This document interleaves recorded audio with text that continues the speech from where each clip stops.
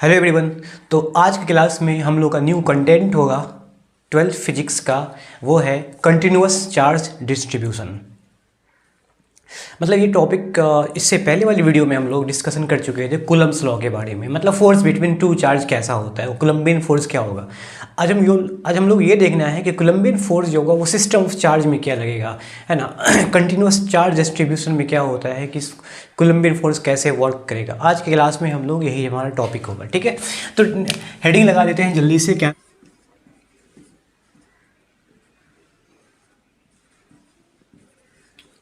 Continuous charge distributions. देखो, मैक्रोस्कोपी level पे ये होता है कि अगर किसी सिस्टम के अंदर में चार्ज को काउंट करना मुश्किल होता है, ठीक है। चार्ज को काउंट करना मुश्किल होता है। अब चाहे वो सरफेस पे चार्ज हो या किसी लाइन पे चार्ज हो या किसी वॉल्यूम के अंदर में चार्ज हो, माइक्रोस्कोपिक लेवल पे क्या होता है, उसको बहुत सारी दिक्कत होती हैं। हम काउंट करना बहुत ईजी नहीं होता है, नंबर ऑफ चार्जेस क्या होगा उस सिस्टम पे। तो उसके लिए क्या करता है, उसके लिए एक तरीका होता है, एक सिस्टमेटिक तरीका होता है, वो होता है कॉन्टिन्यूअस चार्ज डिस्ट्रीब्यूशन। मतलब यह कि स्मॉल एलिमेंट के लिए हम चार्ज के लिए हम फोर्स निकालेंगे और टोटल से इंटीग्रेट कर देंगे। सरफेस में भी ये होगा कि स्मॉल एलिमेंट के लिए निकालना है, फिर वॉल्यूम में भी ऐसे ही होगा कि स्मॉल एलिमेंट के लिए हमें निकालना है, उसका टोटल से मल्टीप्लाई कर देंगे। तो इससे ये पता चलेगा, इस डिस्ट्रीब्यूशन से ये पता चलता है कि किसी लाइन पर या किसी वॉल्यूम में, किसी सरफेस पर, सिस्टम के लाइन पर चार्ज कह सकते हैं, वॉल्यूम पर या सरफेस पे कितने चार्जेस डिस्ट्रीब्यूट होते हैं, फैले होते हैं, वो देखते हैं। तो सबसे पहले इसमें ये होता है कि फर्स्ट में जो होता है कंटिन्यूअस चार्ज डिस्ट्रीब्यूशन 3 टाइप्स के हो सकते हैं। एक लीनियर चार्ज डिस्ट्रीब्यूशन, है ना। क्या होगा आपका, लीनियर चार्ज डिस्ट्रीब्यूशन हो जाएगा। अब लीनियर चार्ज डिस्ट्रीब्यूशन में ये होता है कि लाइन पर जितने चार्ज होते हैं, पर यूनिट लाइन पे जितने चार्ज होंगे उसको लीनियर चार्ज डिस्ट्रीब्यूशन कहते हैं। जैसे देखो, एक लाइन के अंदर में, है ना, एक लाइन ले लिया, ठीक है। इस पे चार्ज डिस्ट्रीब्यूट है इस तरह से, प्लस प्लस प्लस। इस लाइन के लिए लेंथ L होगा। सपोज ये लेंथ कोई एक मटेरियल रड है, रड के ऊपर हम इसके सरफेस, इसके लाइन पे हमने चार्ज ले लिया, ठीक है, जिसका लेंथ L है। कह रहे हैं कि charge per unit length, charge total charge per unit length, उसी को कहते हैं लीनियर चार्ज डिस्ट्रीब्यूशन, है ना। इसको ऐसे डिफाइन कर सकते हैं,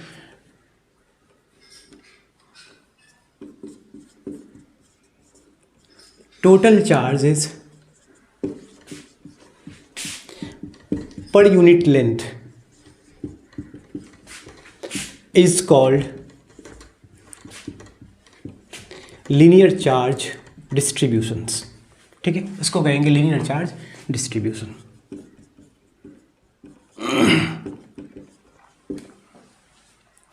अब इसको डिफाइन करते हैं, इसको डिनोट करते हैं। It is linear charge distribution को it is denoted by lambda. Lambda से डिनोट करना है। क्या है कि lambda sir linear charge density equals to क्या होता है, टोटल चार्ज। इसका सिस्टम ऑफ चार्जेज है, इसका टोटल चार्ज हम मान लेते हैं Q, है ना। एक कैप्स में Q मान लेते हैं, कैपिटल Q, और अपॉन पर यूनिट लेंथ क्या हो जाएगा, L, वेयर L Q क्या होगा, total charges on unit length L। Unit length L पे टोटल चार्ज क्या है आपका, Q हो जाएगा, ठीक है। अगर हम इसमें SI यूनिट की बात करेंगे, SI यूनिट क्या हो जाएगा, लीनियर चार्ज डिस्ट्रीब्यूशन का। तो चार्ज क्या होता है, कूलम, लेंथ का होता है मीटर, कूलम पर मीटर, है ना, ऐसे कह सकते हैं। ये हो जाएगा आपका SI यूनिट किसका, लीनियर चार्ज डिस्ट्रीब्यूशन का, है ना। बहुत सिंपल है कि लाइन में अगर चार्ज होगा तो linear charge density, linear charge distribution होगा। अगर वॉल्यूम में होगा तो उसको वॉल्यूम चार्ज डिस्ट्रीब्यूशन कहेंगे। अगर सरफेस पे होगा तो सरफेस चार्ज डिस्ट्रीब्यूशन होगा। तो सेकंड देख लेते हैं, सरफेस चार्ज डिस्ट्रीब्यूशन क्या होगा।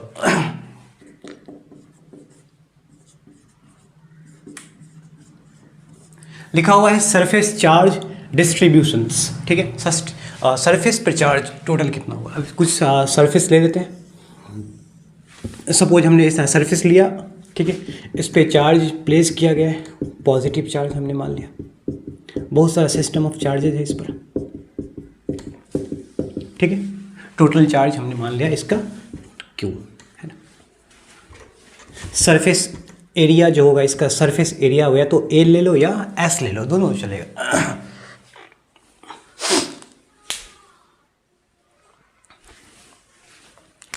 तो कह रहा है कि total charge per unit surface या पर यूनिट एरिया में जितना चार्ज होगा उसको कहते हैं सरफेस चार्ज डिस्ट्रीब्यूशन कहते हैं, है ना। टोटल चार्जेज पर unit area is called surface charge पर यूनिट एरिया की बात हो रही है। टोटल एरिया मतलब एक यूनिट एरिया में, उसी को यूनिट सरफेस भी कह सकते हैं। डिस्ट्रीब्यूशन क्या कहलाएगा, सरफेस चार्ज डिस्ट्रीब्यूशन। डिनोट करते हैं, it is denoted by sigma. Sigma से डिनोट करेंगे, ठीक है। सरफेस चार्ज डेंसिटी को सिग्मा से डिनोट करते हैं। तो क्या होगा फॉर्मूला, टोटल चार्ज क्या हमने माना क्यू, पर यूनिट एरिया ए, ये होगा आपका क्या, सरफेस चार्ज डेंसिटी। ऐसा यूनिट देख लो क्या होता है इसका। जो ऐसा यूनिट होगा चार्ज का क्या होता है, ऐसा यूनिट कूलम। एरिया का क्या होगा, मीटर स्क्वायर। तो बन जाएगा कूलम पर मीटर स्क्वायर, ठीक है। कूलम पर मीटर स्क्वायर ये बन जाएगा सरफेस चार्ज डेंसिटी का एसआई यूनिट हो जाएगा। नेक्स्ट, अब अगला क्या है, वो वॉल्यूम चार्ज डेंसिटी होगा। थर्ड हो जाएगा वॉल्यूम चार्ज डेंसिटी। मतलब एक यूनिट वॉल्यूम में जितना चार्ज होते हैं, टोटल चार्ज यूनिट वॉल्यूम में होते हैं, उसी को कहते हैं वॉल्यूम चार्ज डेंसिटी। अब कुछ वॉल्यूम ले लेते हैं हम, है ना। एक क्यूब ले लिया या कुछ भी, कोई वॉल्यूम, 3 डायमेंशनल वॉल्यूम ले लेते हैं, ठीक है। सपोज इस पर टोटल चार्ज, इस वॉल्यूम में टोटल चार्ज है प्लस क्यू। इसको डिनोट करेंगे क्या, कैपिटल क्यू से। इसका वॉल्यूम क्या है, वी। तो यूनिट वॉल्यूम में जितना चार्ज होगा उसी को बोलेंगे वॉल्यूम चार्ज डेंसिटी। सिंपल है। Total charges per unit volume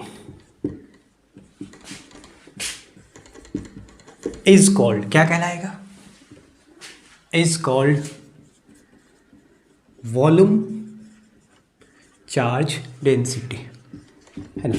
इसको हम कहेंगे वॉल्यूम चार्ज डेंसिटी कहेंगे। डिनोट करते हैं, इट इज डिनोटेड बाय, इसको डिनोट कर सकते हैं किससे, डेल्टा से। डेल्टा से डिनोट करेंगे।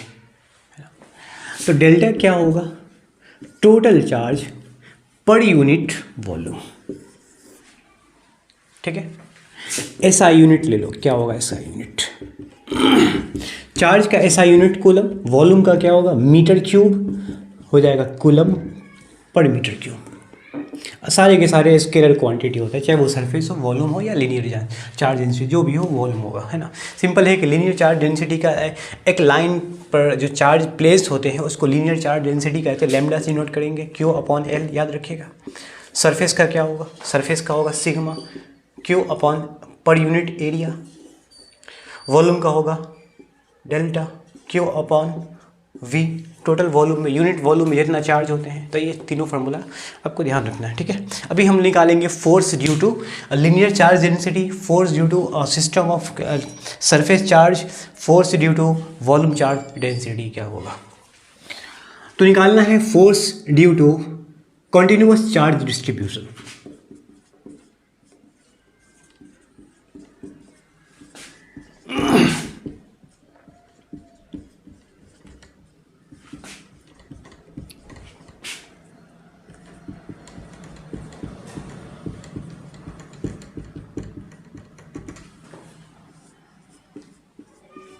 क्या लिखा हुआ, force due to continuous charge distribution. हमने सपोज एक लेंथ ऑफ वायर मान लिया, ठीक है, जिसका लेंथ L है, इस पे चार्ज है प्लस प्लस प्लस।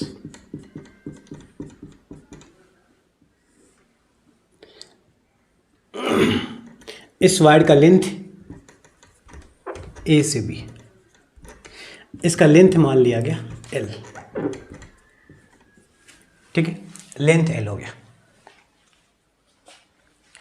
लेकिन स्मॉल एलिमेंट के लिए, ठीक है, स्मॉल एलिमेंट के लिए हमें निकालना है लेंथ। तो टोटल लेंथ इसका L है, ठीक है, याद रखिएगा, इसका टोटल लेंथ क्या है, L। स्मॉल एलिमेंट, थोड़ा सा स्मॉल एलिमेंट ले लेते, चलो यहां हमने ले लिया, उस लेंथ का स्मॉल एलिमेंट क्या होगा, dl हो जाएगा। क्या हो जाएगा, dl। स्मॉल एलिमेंट क्या हो जाएगा, dl। स्मॉल डिफ्रेंशिएट कर देते हैं ना, ये हो जाएगा आपका dl। अभी स्मॉल एलिमेंट के लिए हमें फोर्स निकालना है पॉइंट P पर। पॉइंट P मान लो, पॉइंट P पर यहां से लेके ये पॉइंट P स्मॉल एलिमेंट से लोकेट है r डिस्टेंस पर, ठीक है, r डिस्टेंस पे वो इसको लोकेट किया गया। इस पॉइंट पर चार्ज है वो Q0 है, Q0 है टेस्ट चार्ज। तो ऑब्वियसली एक लीनियर चार्ज डेंसिटी पे बहुत सारे चार्जेज हैं, एक टेस्ट चार्ज को इसके आसपास लाया गया तो दोनों के बीच में क्या होगा, इलेक्ट्रोस्टैटिक फोर्स होगा। वही फोर्स का मैग्नीट्यूड निकालना है हमें, ठीक है। इसी फोर्स, इस टेस्ट चार्ज पे फोर्स कितना एक्ट होगा, इस फोर्स चार्ज और लीनियर चार्ज डेंसिटी में टोटल चार्ज, वैसे हम स्मॉल एलिमेंट का निकालेंगे, स्मॉल एलिमेंट की वजह से इस पर इन दोनों के बीच में फोर्स का क्या मैग्नीट्यूड होगा, उसी तरह से टोटल के लिए निकल जाएगा। टोटल चार्ज के लिए इसके साथ फोर्स का मैग्नीट्यूड क्या होगा। तो सबसे पहले हम कंसिडर कर लेते हैं, कंसिडर मान लेते हैं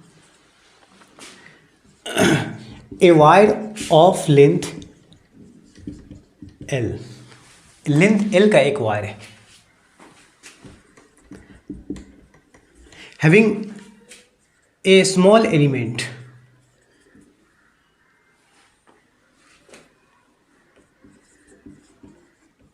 है ना, ए स्मॉल एलिमेंट हमने मान लिया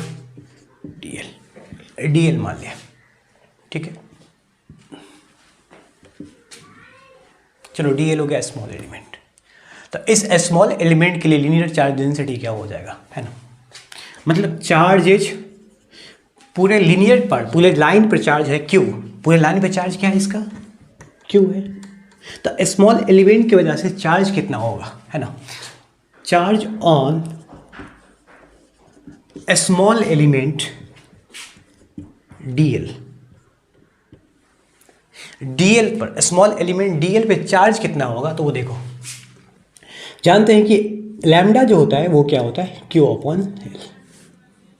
तो स्मॉल लेंथ के लिए, है ना, स्मॉल लेंथ के लिए स्मॉल चार्ज क्या होगा, dQ/dl, ठीक है, स्मॉल एलिमेंट के लिए स्मॉल चार्ज होगा dQ/dl। तो यहाँ से Q निकालेंगे, dQ क्या निकालेंगे, लैम्डा dl हो जाएगा, ठीक है। स्मॉल एलिमेंट पर चार्ज कितना होगा, dQ बराबर लैम्डा dl हो जाएगा, है ना।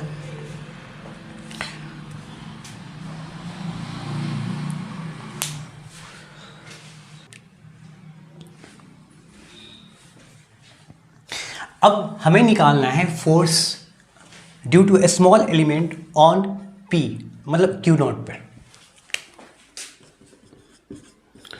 Force on Q0, small element test charge Q0 due to a small element,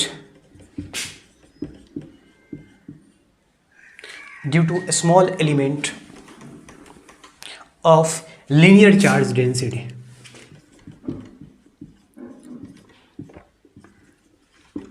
linear charge density क्या होगा।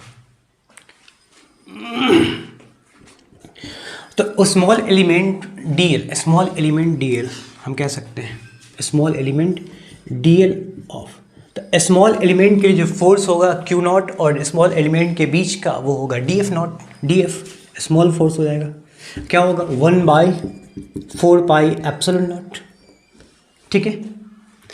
और dQ स्मॉल एलिमेंट पे चार्ज क्या है, डी क्यू, इंटू दूसरा क्या है चार्ज, क्यू नॉट, अपॉन दोनों के बीच का डिस्टेंस क्या है, आर स्क्वायर। अब स्मॉल फोर्स के लिए डी एफ हो जाएगा, स्मॉल एलिमेंट के लिए जो फोर्स होगा वो डी एफ हो जाएगा।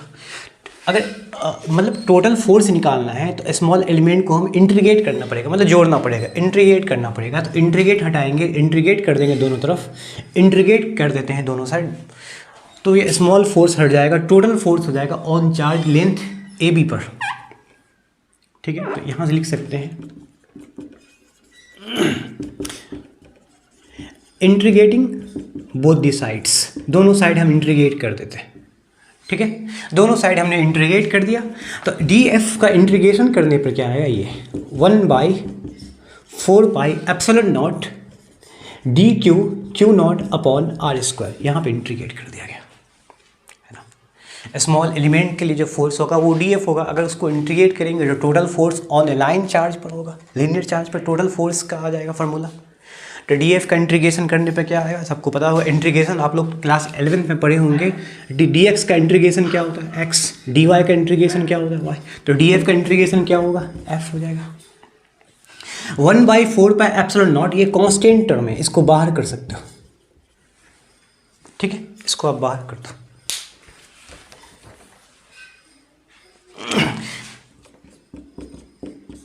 वन बाई 4πε0 डी क्यू, जिसकी वैल्यू क्या दिया हुआ है, lambda D l, q not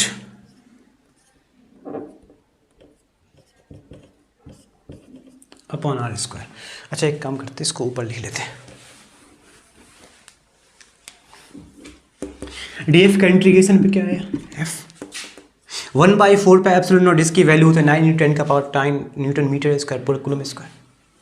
तो 1/4πε0 डी, इसका इंटीग्रेशन क्या करें, डी क्यू की वैल्यू क्या है, लेमडा डी एल, क्योंकि हमें इसकी वजह से निकालना है, इसलिए लेमडा डी एल को इंक्लूड करना पड़ेगा। क्यू नॉट अपॉन में क्या, आर स्क्वायर। यहाँ क्यू नॉट एक टेस्ट चार्ज है, ये भी एक कांस्टेंट हुआ है, इसको भी आप बाहर कर लो। ठीक है, तो क्यू नॉट बाहर करने पर आ जाएगा Q naught upon 4πε0 lambda D L upon में क्या होगा, आर स्क्वायर। ठीक है, तो ये हो जाएगा force on a q naught due to a small element d l. ये फोर्स हो जाएगा total small element, total force on d l, इसकी वजह से ये हो जाएगा फोर्स। ठीक है,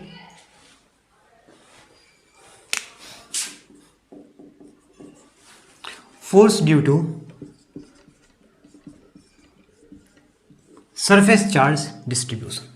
ठीक है, सपोज हमने एक सरफेस चार्ज पे बहुत सारा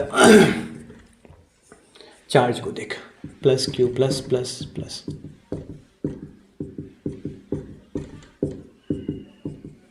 कोई स्मॉल एलिमेंट मान लेते हैं, है ना, स्मॉल एलिमेंट हो जाएगा, टोटल एरिया डी, अगर ए है तो इसको मिलेंगे डी ए, वैसे हम ए लिए थे, एस भी ले सकते हैं, डी एस भी हो जाएगा। तो इस स्मॉल एलिमेंट सरफेस की वजह से आर डिस्टेंस पर एक टेस्ट चार्ज क्यू नॉट को प्लेस किया गया पॉइंट पी पर। तो q naught test charge, small element, area का स्मॉल एलिमेंट, इन दोनों के बीच का फोर्स क्या होगा वो निकालना है। ठीक है, तो फिर से वही करेंगे, हम लोग मान लेते हैं, कंसिडर ए सरफेस एस या ए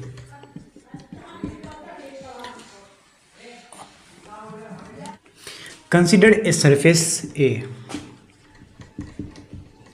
having a small element, है ना, इसका स्मॉल एलिमेंट मान लेते हैं क्या होगा, D A, D A small element होगा। ठीक है, एक सरफेस एरिया पे टोटल चार्ज है,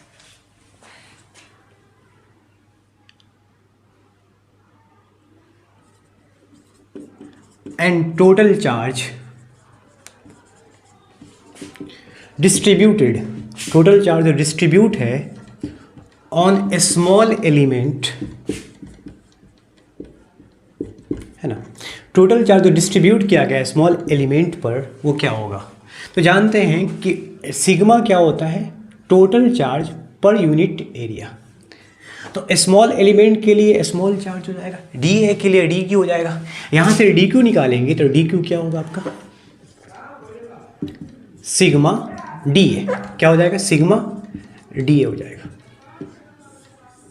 ठीक है, अब निकालते हैं फोर्स का magnitude, force on q not. वैसे क्यू नॉट पे फोर्स निकालना है जो आर डिस्टेंस पे प्लेस किया गया है एक स्मॉल एलिमेंट, एरिया के स्मॉल एलिमेंट से। Consider force on q naught due to